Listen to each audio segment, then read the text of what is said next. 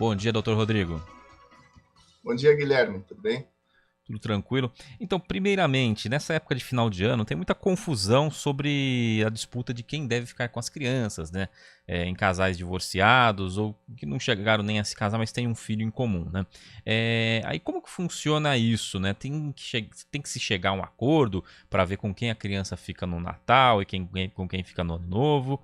Ou quem não tem a guarda pode ter preferência de visita nessas datas? Como costuma funcionar? Então, para essas questões, né, a gente tem o Poder Judiciário para exatamente estar dando uma resolução para esses conflitos familiares. Quando você não tem, que é a maioria dos casos, um bom relacionamento com seu ex-cônjuge ou com o pai ou a mãe dos seus filhos, não tem outro jeito, né? Alguém vai ter que resolver isso para você e para isso, né, tem o Poder Judiciário através dos advogados, né, que podem ser contratados ou pela Defensoria Pública para estar ajuizando uma ação justamente para que o juiz determine, né, como essas coisas vão funcionar em relação a um calendário de visitas e até mesmo para essas questões de Natal e Ano Novo, quando não tem uma composição sem a interferência de um terceiro, a gente também dispõe do Poder Judiciário para estar resolvendo essas questões, né? E isso costuma ser pré-determinado, não existe, digamos assim, uma regra, né? Cada caso é um caso. Tem caso que às vezes fica determinado que a criança vai ficar com quem não tem a guarda ou divide, isso varia muito. Então, geralmente é assim: quem exerce o direito de visitas, quem exerce essas visitas, esse direito de convivência, é quem não tem a guarda, né? Porque Uhum. geralmente quem tem a guarda vai residir com a criança vai ter uma residência fixa necessariamente. Mas nas férias, costuma-se fazer assim, como eu disse, tudo pode acontecer, as partes podem se resolver sozinhas ou provocar o juiz para que resolva essas questões, mas geralmente o Poder Judiciário vê com bons olhos você dividir as férias no meio, né? Então, a não ser que tenha alguma conduta desabonadora do genitor ou da genitora que não permita exercer essa convivência, na maioria dos casos você vai dividir as férias no meio, metade com cada um, e aí no Natal e Ano Novo tem duas maneiras que podem acontecer.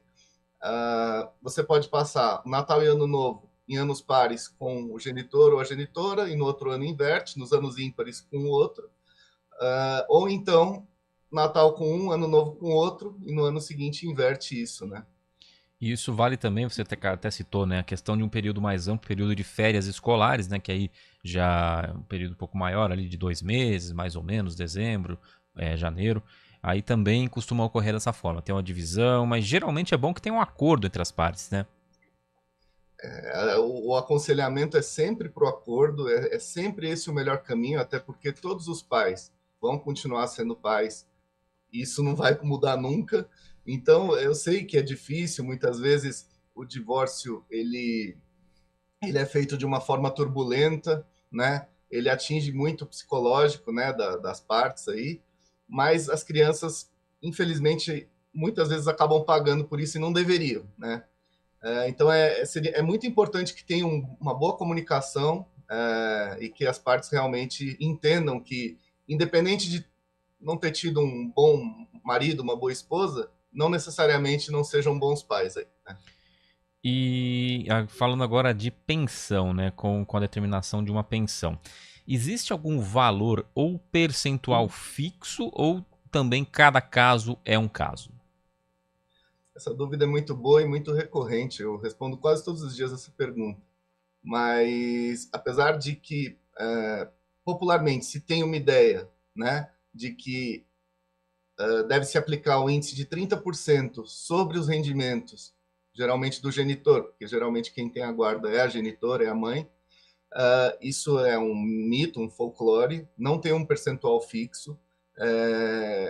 A questão é essa, eu costumo brincar, né? Porque imagina, teve o caso da Luciana Gimenez e do Mick Jagger que tiveram um filho Lucas, né? Lá para os anos 2000. Uhum. Imagina se o juiz fixasse uma pensão de 30% dos rendimentos líquidos do Mick Jagger.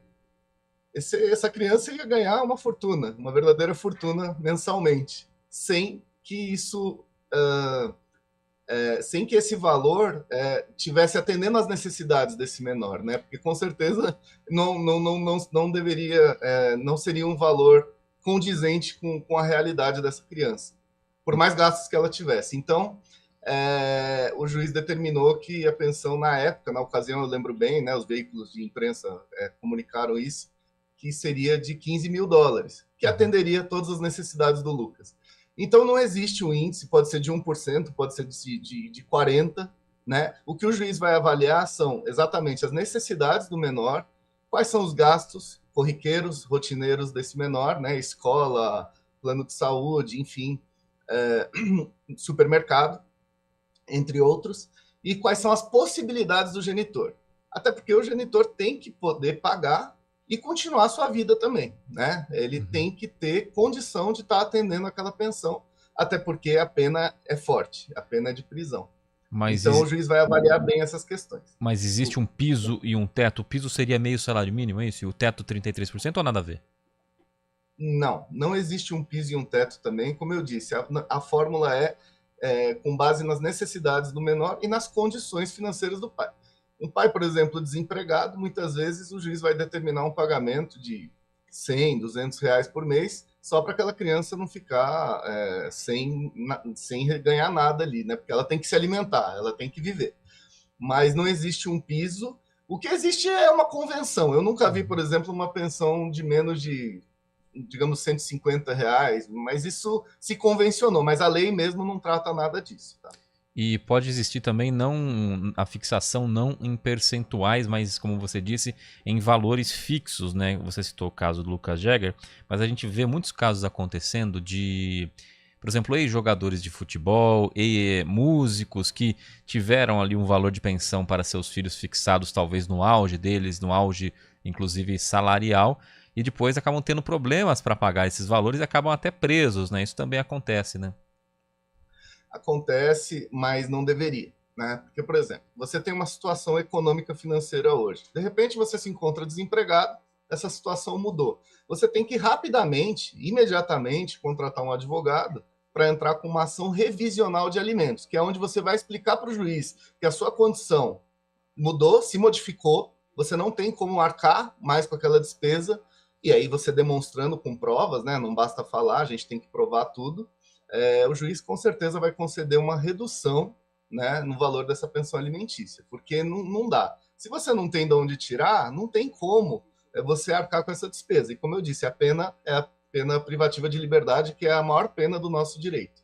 Então não é justo, né, que esse pai aí que teve uma redução na sua renda mensal sofra uma penalização dessas. E você até tocou nesse assunto, questão de prisão, né? Em que tipo de caso que o devedor de pensão é preso? Ouve-se falar, né, popularmente, que são 3 meses sem pagar a pensão. É basicamente isso mesmo ou não é bem assim? Não é bem assim, né? O que acontece é que nós temos 2 tipos de forma de se cobrar a pensão alimentícia. Nós podemos ir pelo rito da prisão e pelo rito da penhora. A prisão, ela só permite que você cobre até os últimos 3 meses de pensão atrasada, mas é até. Pode ser um dia de atraso. Você já pode entrar com pedido de prisão, né? Nós, claro, eu como advogado, por exemplo, se me chegar um caso onde a cliente fala, o pai atrasou um dia, vamos entrar com a ação? Eu vou falar, não, calma, né? Um dia, aí também você tem que ter o bom senso, né? O bom senso é a chave de tudo, né? Vamos esperar mais 2, 3, vamos esperar mais um pouco. Um dia é muito pouco, mas a lei permite sim que você já entre com pedido de prisão a partir de um dia de inadimplência aí do genitor ou da genitora. E essa época de ano, né, muita gente recebe ali o 13º, aliás, todo empregado formal recebe o 13º, muita gente tira férias e recebe 1/3 de férias sobre o valor do salário, recebe PLR, enfim. A pensão é descontada sobre quais valores além do salário? Então, isso também vai depender de uma questão do advogado e do juiz, do que o advogado pede também. É difícil o juiz conceder algo que o advogado não pediu, mas existe sim esse costume, existe essa praxe, né, de se pedir para que o percentual da pensão incida sobre 13º, PLR, bônus, hora extra, enfim. Eu sempre peço isso e praticamente todos os juízes vêm concedendo esse tipo de desconto, tá? Uhum. Quando você tem uma atividade informal, né, um autônomo, aí não tem como pedir. Então você pede com base você faz uma média, por exemplo, você pega o quanto ele arrecadou em um ano, vê uma média de quanto essa arrecadação mensal mais ou menos admitiu, né, essa situação da renda mensal ali do genitor, e com base nisso você calcula, né, com base nas necessidades do menor e nas possibilidades desse genitor, você usa um índice indexador, geralmente o salário mínimo, e coloca. A pensão vai ser um salário mínimo, meio salário mínimo, enfim, aí vai se analisar. E no caso em que o devedor da pensão ele omita a renda, né? Seja ele autônomo ou até ele esconde que conseguiu um emprego, que está empregado, o que pode acontecer? A outra parte ela pode conseguir reaver os valores devidos de forma retroativa?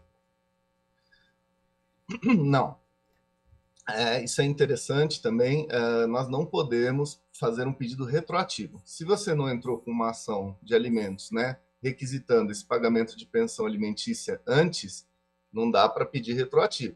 Esse dinheiro está perdido, tá? É só daqui para frente. Depois de uma decisão judicial, sim. Aí você consegue pedir retroativo até a data da determinação judicial. Sobre a pergunta do autônomo, ou de omissão, né, do patrimônio e da renda. Então, aí é um trabalho de investigação, né? A gente vai ter que estar fazendo uma varredura, digamos, nas redes sociais.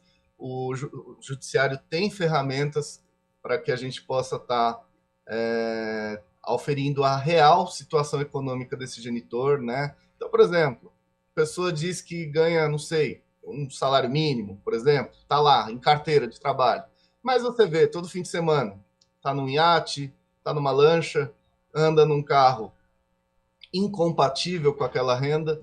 Então, você trazendo isso para o juiz, sim, você consegue demonstrar, né? E ele entende que há signos presuntivos de riqueza, né? E através disso ele consegue determinar um valor de pensão maior. Mas é um caminho mais difícil, né? E você exige um trabalho aí de investigação.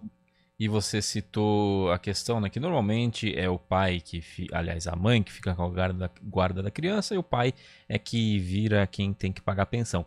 Existem casos em que o oposto ocorre? Existem, mas é muito mais difícil, né? É bem raro mesmo. Quase 98% das vezes a mãe fica com a guarda. Mas existe, né? Existe sim. Existem mães que abrem mão da guarda. Às vezes a mãe está numa situação, às vezes ou de faculdade, ou de muito trabalho e estudo, não tem condição. Ela até ama o filho, mas não consegue naquele momento, acaba passando a guarda para o pai. Ou então, casos onde um dos genitores, que nesse caso pode ser a mãe também, tem uma conduta incompatível com o exercício da maternidade, né?